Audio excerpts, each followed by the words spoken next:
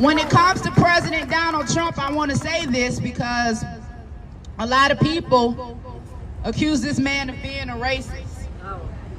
And I just want to say that I met President Donald Trump working on criminal justice reform. I too was one of the ones that said, no, I don't want to go talk to that man. I don't know him. He hates black people. Well, that's what they said.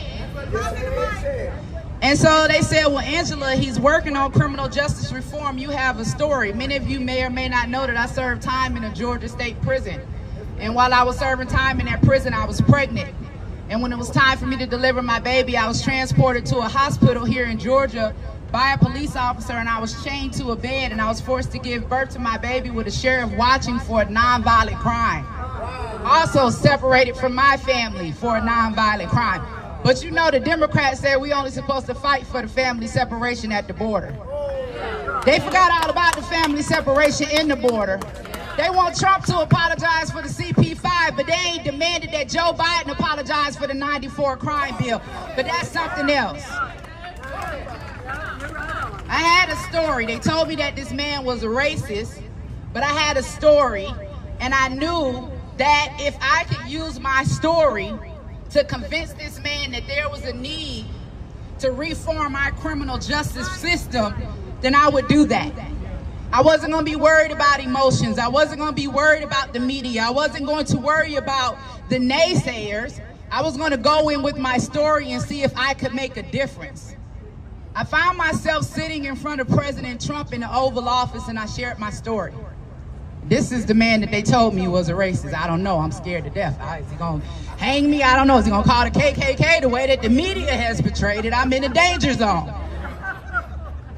Just so happened that he heard my story. Not only did he pass the First Step Act, but he also made it illegal for them to chain women to the bed during their childbirth.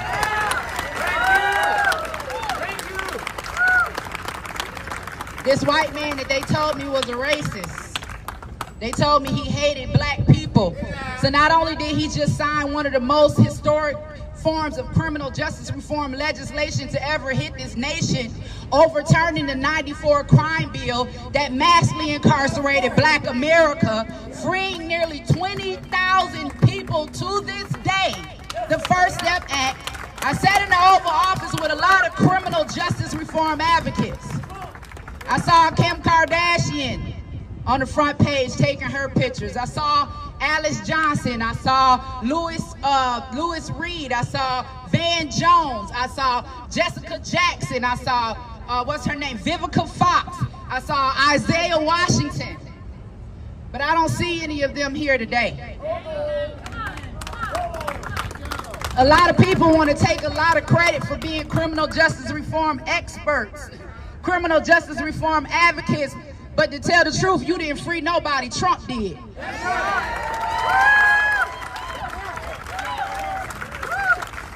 Kim Kardashian had the nerve to put up a tweet to say free Gunna. Gunna is a YSL rapper tied to the Young Thug case, charged with RICO, the same DA, the same charges. You put up a tweet and say free a known gangster in Atlanta, Georgia, but you won't put up a tweet and say free President Trump.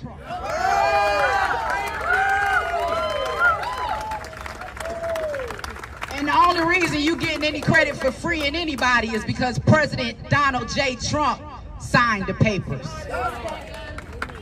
As a criminal justice reform advocate, somebody that's grateful to President Donald Trump for giving me a second chance, giving me an opportunity to run for Congress by clearing my record.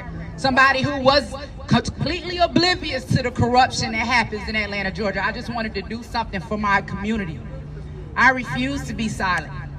Not only will I stand for Atlanta, Georgia, not only will I stand for America, not only will I stand for the babies being aborted in the womb, not only will I stand for the mothers that choose life, I'm also going to stand with President Donald Trump.